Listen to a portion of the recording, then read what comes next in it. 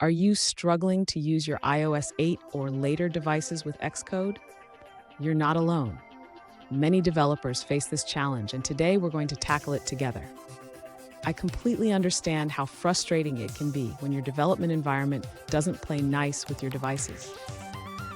It can feel like you're stuck in a loop of confusion and wasted time. But don't worry, we're here to sort it out.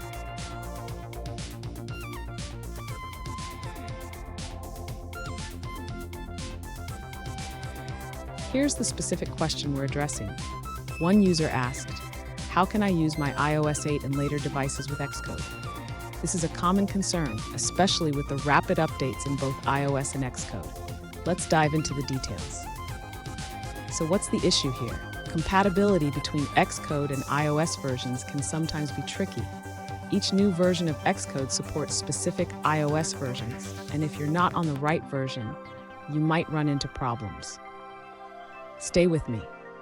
By the end of this video, you'll have a clear understanding of how to set up your devices with Xcode, and I promise you'll feel more confident in your development process. To begin using iOS 8 and later devices with Xcode, the user should first ensure they have the latest version of Xcode installed. This is crucial for compatibility with newer iOS versions. Next, the user needs to connect their iOS device to the Mac. This can be done using a USB cable. Once connected, the device should appear in Xcode. After connecting the device, the user should select it as the target device in Xcode. This allows them to run their applications directly on the iOS device. Now, the user can build and run their application. They should click the Run button in Xcode to deploy the app to their device. Finally, the user can debug and test their application on the device. They can use Xcode's debugging tools to monitor performance and fix any issues.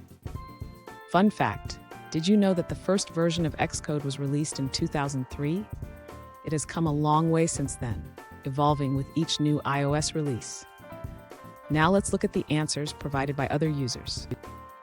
One user highlights that software installation issues, like not being able to install Sierra or Xcode 9, stem from Apple making older computers obsolete. They mention that their iMac from early 2008 is now considered obsolete, preventing updates to certain programs.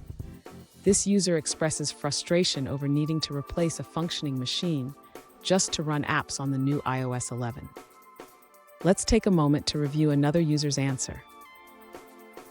This user points out that you cannot run iOS 11 on Xcode 8.2. Instead, they recommend using Xcode 9 Beta. They also mention that Xcode 9 Beta requires a Mac with macOS 10.12.4 or later and includes SDKs for iOS 11, watchOS 4, macOS 10.13, and tvOS 11. Here's a pro tip. Always check the compatibility matrix on Apple's developer website. This will help you know which versions of Xcode support which iOS versions, saving you time and headaches. And there you have it. You should now be able to use your iOS 8 and later devices with Xcode without any issues.